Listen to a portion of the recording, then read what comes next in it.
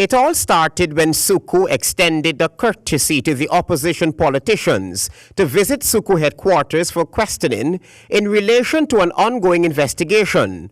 Perhaps by virtue of their status as parliamentarians and for MPs, they were initially invited in for questioning. Then, former Attorney General Anil Nandlal, who is reportedly providing legal representation for Dr. Roger Luncheon, former Home Affairs Minister Clement Ruhi, former Education Minister Priya Manik Chand, opposition leader Bharat Jagdeo and others, had expressed reservations about the constitutionality of the move by Socu to proceed in the manner it was going regarding the Pradoville case. Nandlal reportedly advised his clients about his reservations and felt that they had no obligation to comply with the Socu request. That's when Socu was provided with the opportunity to flex its own muscles. At the end of it all, 8 prominent personalities, Bharat Jagdeo, former Natural Resources Minister Robert Prasad, former President Donald Ramatar's daughter Lisa Vita Ramatar, former NISL Secretary Marcia Nadir Sharma, former President of the Private Sector Commission Ramesh Duku, former Cabinet Secretary Dr. Roger Luncheon, and 2 others were arrested and questioned over the Pradoville Two land acquisition. They were all released on their own recognizance, but opposition leader Bharat Jagdeo, after his release, spoke of his presidential immunity and described the move by Socu as politically motivated. They asked me several questions relating to the Pradoville transaction, and I made a short statement because they asked me questions about my official, in my official capacity, and I have immunities on those, so I refuse to answer those questions. So we can expect with this the vindictive nature of this government that maybe charges would be laid in the future, and when those are laid, we'll contest them in court. But it was the same Bharat Jagdeo who a few months ago had said that if the authorities were to find anyone in the former PPP administration culpable of serious improprieties, the law should take its course. So you were officially yes, I was arrested. I was arrested at my office because after you left, the media left, they arrested Dr. Luncheon.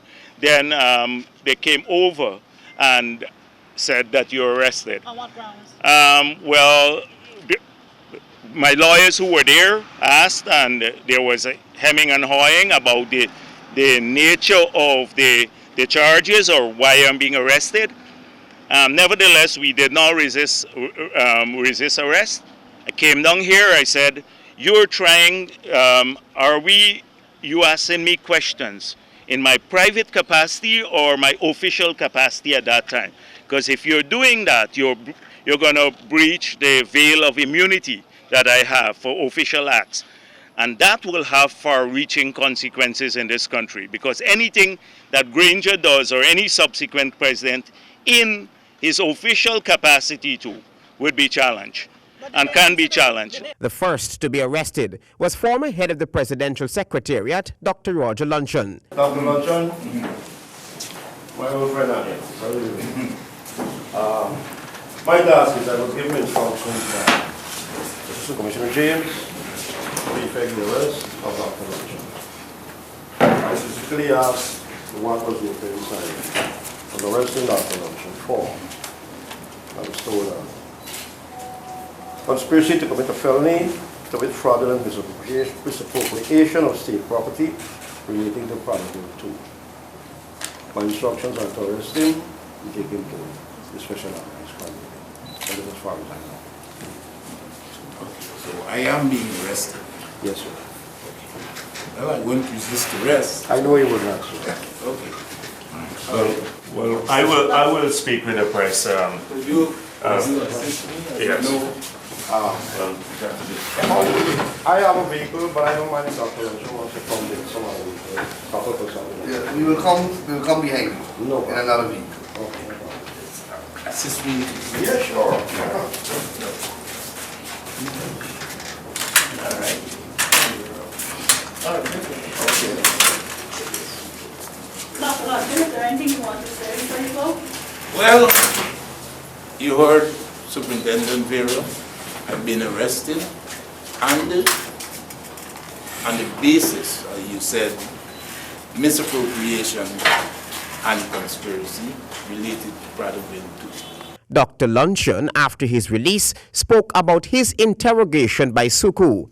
It was not totally unexpected. What did he ask? What else?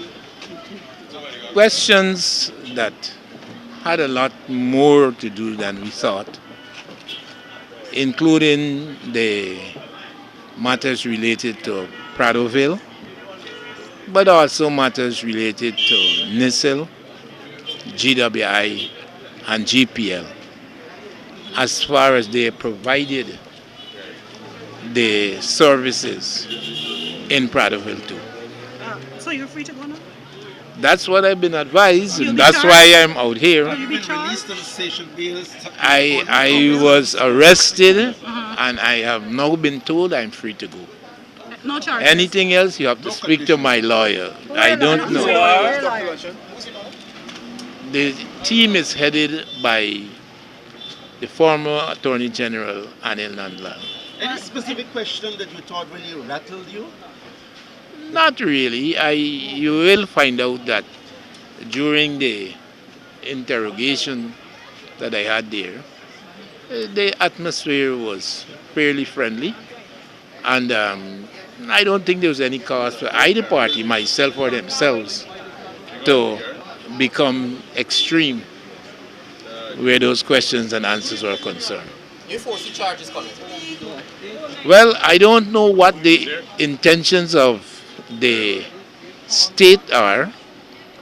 All I could speak to is the investigations that involve myself. Socu is expected to question other Pradoville Two residents during this week, including the Director of Public Prosecutions, Shalimar Alehak, former Home Affairs Minister Clement Ruhi, and former Public Service Minister Jennifer Westford, among others. Travis Chase, HGP Nightly News.